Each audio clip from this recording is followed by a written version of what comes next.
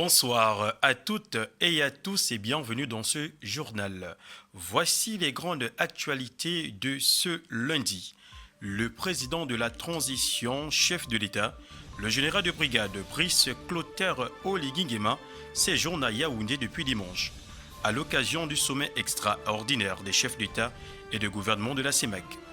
En éducation, plusieurs familles préoccupées par certains comportements d'élèves du lycée technique national Omar Bongo se sont posées de nombreuses questions sur la qualité de formation et d'encadrement dans ce lycée.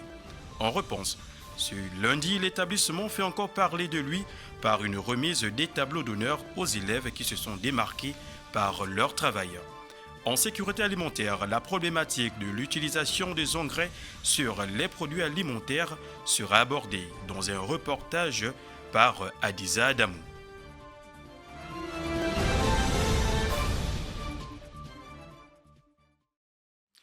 Mesdames et messieurs, bonsoir. Assalamu alaikum wa rahmatullahi wa barakatuh pour la communauté musulmane. Ouvrons ce journal avec les assises du sommet extraordinaire des chefs d'État et de gouvernement de la CEMAC, ouverte ce 16 décembre à Yaoundé au Cameroun, en présence de plusieurs leaders de la sous-région d'Afrique centrale, dont le président de la transition, le général de brigade, Brice Clotaire Oligui Nguema, arrivé le dimanche après-midi à Yaoundé. Peu avant l'ouverture du rendez-vous où la situation financière du Gabon et du Congo seront examinées, le numéro 1 gabonais a entamé une série d'activités en marge sur la dite réunion. Un élément de la presse présidentielle signé Bienvenue Minko. Pour le point, regardons. Le président de la transition arrive ici pour la conférence extraordinaire des chefs d'État et de gouvernement de la CEMAC portée sur l'avenir économique et monétaire de la sous-région d'Afrique centrale. Dans la capitale camerounaise, le premier entretien du président de la transition en marge du sommet est accordé au premier ministre congolais représentant le président Denis Sassou Nguesso. Au cœur des discussions, le partenariat et la coopération bilatérale sur l'axe Libreville-Brazzaville.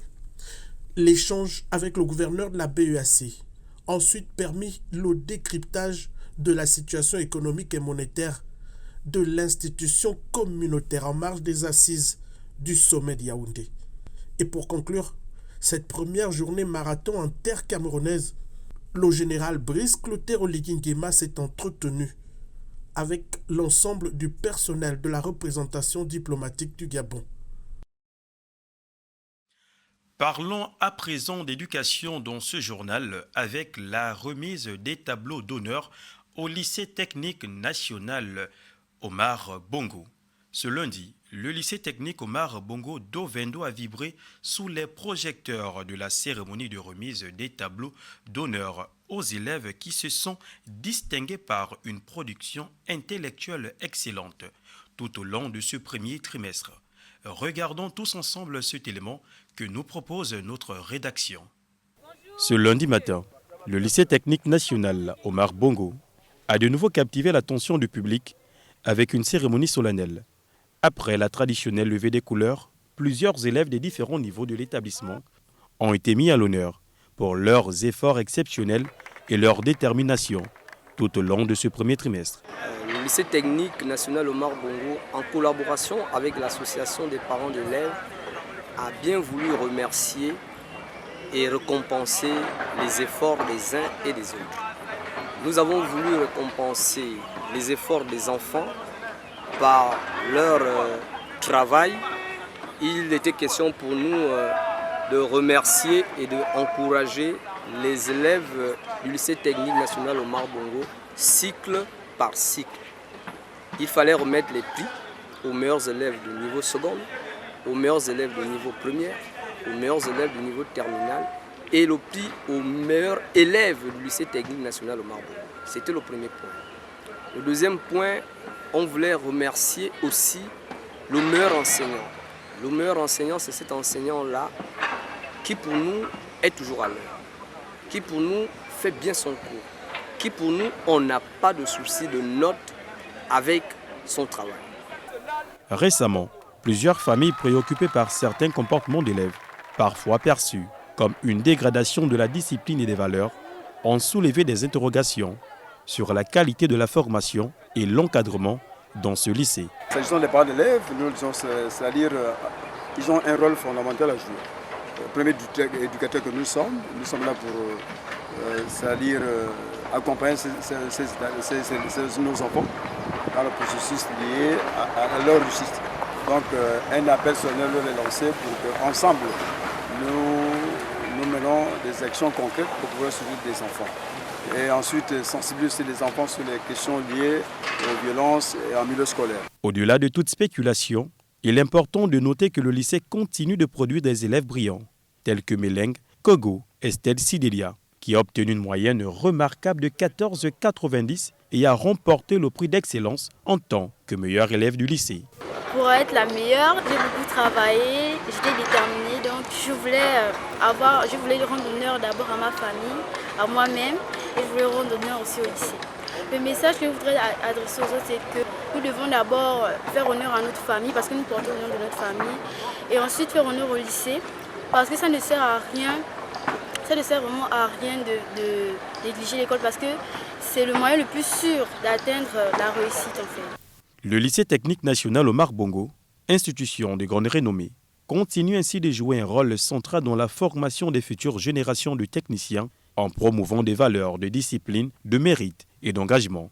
L'événement a été un succès et a laissé un message fort. Le travail et la détermination sont toujours récompensés. Actualité ponctuée par la remise des parchemins universitaires.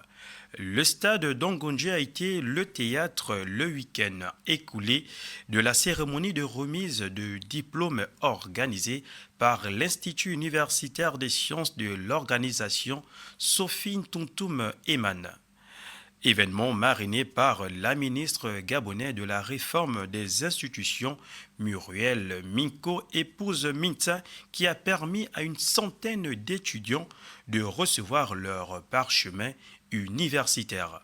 Un reportage signé Zita Avomo et Faciana Manongo.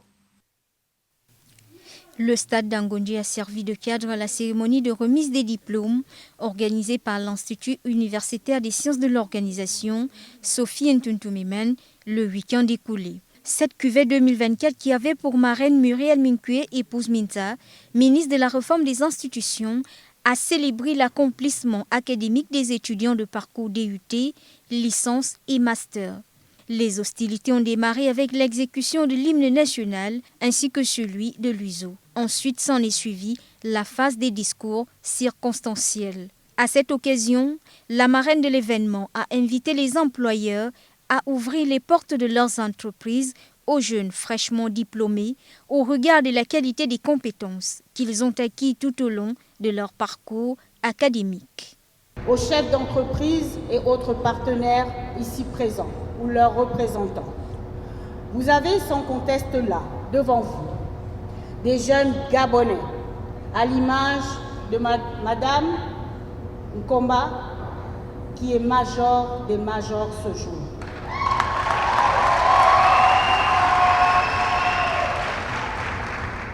Des jeunes Gabonais ou de pays frères et amis, prêts à vous accompagner dans votre développement. Faites-leur confiance, ouvrez-leur vos portes, vous ne serez pas déçus. Quant au ministre de l'Enseignement supérieur, il est revenu sur les défis de l'enseignement supérieur et salué les réformes mises en place par le chef de l'État pour améliorer les conditions d'apprentissage des apprenants et des enseignants. Il s'agit évidemment de poursuivre le travail de diversification des offres de formation parce que le marché du travail, le marché entrepreneurial est aujourd'hui en besoin de compétences et instruction a été donnée naturellement au directeur général et à l'ensemble de son équipe et à l'ensemble des chefs d'établissement de poursuivre ce travail de diversification des offres de formation pour assurer une meilleure insertion professionnelle de nos jeunes diplômés et assurer également une plus grande attractivité des jeunes bacheliers au sein de l'Institut universitaire des sciences de l'organisation. La majeure de l'Institut a été très émue par la surprise qui lui a été réservée par Madame la ministre et les responsables de l'université. Je suis tellement émue, j'ai même des larmes à en parler. Je m'attendais peut-être à être majeure juste de ma promotion et mon cycle licence MDO. Mais à la découverte, j'ai vu que j'avais 3 prix. C'était tellement émouvant à la fois. Mais je suis très joyeuse. Je ne peux exprimer ce que je ressens avec des mots. Non. Simplement dire merci à l'Institut, aux formations qu'ils offrent aux étudiants que nous sommes, au partenariat des entreprises, à notre DG, à notre marraine aussi. Une cérémonie chaleureuse et riche en émotions qui s'est achevée par la remise des prix aux majors de chaque parcours. Rien à voir avec ce qui précède. Parlons à présent de sécurité alimentaire. Les diététiciens sont unanimes pour préconiser la consommation régulière des fruits et légumes pour avoir une bonne hygiène alimentaire. A contrario, qu'en est-il en ce qui concerne le fait de consommer des aliments à forte dose chimique? Et surtout, par quel mécanisme les reconnaître sur les étals des commerçants et commerçantes? Faisons le tour de la question avec Adiza Adamou. Selon l'Organisation mondiale de la santé, une consommation journalière de 5 fruits et légumes est capitale pour une bonne santé. Sur les étals de commerce, ces aliments sont quasi présents au quotidien, mais tous ne sont pas cultivés de la même manière. Certains obéissent aux normes internationales, tandis que d'autres sont issus d'une production à forte teneur chimique. Nous, au niveau de l'Institut gabonais d'appui au développement, sur toute l'étendue du territoire, les exploitants installés suivent une formation. Et au cours de cette formation, on leur enseigne des méthodes agroécologiques pour la production de leurs légumes. Pour ce qui est du périmètre sur lequel vous êtes, celui de Siban, PK8, c'est un périmètre où nous faisons de l'agriculture depuis bientôt 30 ans et sur les mêmes parcelles. Mais cela se fait grâce aux techniques que nous apprenons à ces exploitants. Ce sont des techniques agroécologiques. On fait de l'agriculture raisonnée. Ces gens n'utilisent pas n'importe quel pesticide. Ils utilisent, selon les normes recommandées, des petites quantités de pesticides chimiques, mais on se base plus sur les pesticides écologiques, donc des fertilisants naturels. Vous aurez ici, les gens utilisent plus la fiente de poule, on utilise plus la bouse de bœuf au lieu de rester sur les engrais chimiques. Consommer régulièrement des aliments contenant excessivement des pesticides ne sont pas sans risque. Les effets sont nombreux et de plus en plus dénoncés au niveau de certaines associations telles qu'Agir pour l'environnement au niveau de la France et même au niveau local. Il y a beaucoup de pesticides qui sont de plus en plus dénoncés, tels que les glyphosates et d'autres que les gens ne maîtrisent, parce que là je parle du principe actif, mais qui peuvent être contenus dans certains produits qu'on utilise. Ça peut être des herbicides, ça peut être des produits pour les animaux, ça peut être toute forme de produits. Dedans, vous pouvez retrouver toutes les formes de molécules qui peuvent être cancérigènes, qui peuvent causer des problèmes au niveau du rein, au niveau des systèmes nerveux central. Chez les utilisateurs, c'est-à-dire que ceux qui utilisent ces produits peuvent avoir ce qu'on appelle le problème oculaire, des vomissements, des toux, des gènes et même parfois des irritations sur le corps. De manière générale, les fruits et légumes frais font partie d'un régime alimentaire équilibré. Toutefois, plusieurs d'entre eux consommés au Gabon contiennent de petites quantités de toxines naturelles. Ces derniers contribuent à la protection des végétaux et créent une résistance à des maladies. En outre, la population doit être sensibilisée à la présence des toxines naturelles dans ces fruits et légumes. L'information nous emmène en province. Après le Moyen-Ogooué et l'estuaire, l'association La Passion des Autres prolonge son programme d'activité dans le Goué maritime. Sur place, la délégation conduite par son président a parcouru les villes d'Omboué et Port-Gentil où elle a pu présenter l'objectif de son regroupement associatif. tout en procédant à l'occasion à la remise des dons de médicaments et de matériel de jeu. Notre correspondant nous en dit plus dans ce reportage. Regardons. La délégation de l'association dénommée La Passion des Autres, conduite par son président fondateur, Achir Mabignat Salumas, a passé ce deuxième week-end du mois de décembre 2024 dans la 8e province gabonaise, dans le cadre de ses activités touristiques et socio-économiques. La première étape étant ponctuée autour de cette visite effectuée dans la ville d'Omboué, 6 dans le département des Timboué, où les membres constituant la dite délégation ont été reçus par le secrétaire de préfecture, Pierre Eyo, avant de se rendre au centre médical Onanga Cécile pour procéder à la remise d'un don de médicaments. Une expression de besoin nous a été adressée. Bon, vous comprenez que les moyens qui sont les nôtres sont modestes, mais l'idée c'est vraiment de faire sa part. On espère que ces médicaments que nous avons pu mettre à votre disposition aideront. C'est difficile parce que les besoins sont tels que tous les jours les populations ont besoin d'être prises en charge. Et donc on a le sentiment que c'est un peu une goutte d'eau dans la mer. Mais je pense que si chacun apporte sa petite goutte d'eau, on peut éteindre des grands incendies. Un geste de générosité qui ne pouvait que susciter la satisfaction des bénéficiaires du département des Timboué, représenté par ce médecin en chef. Ça, c'est une première expérience pour vous. De venir nous donner ce don, je pense que ce ne sera pas la dernière. Et encore une fois, merci à l'association, merci aux membres de votre délégation d'avoir pensé à l'hôpital et avoir pensé surtout à la population du département de Timboué. La seconde étape de ce séjour sera observée à Port-Gentil autour des rencontres d'échange avec les délégués spéciaux, histoire de présenter la vision de l'association et connaître quelques réalités auxquelles sont confrontées leurs populations. Ainsi, la délégation sera invitée à visiter l'école provinciale des enfants déficients auditifs pour échanger avec ces différents acteurs et manifester son élan de solidarité.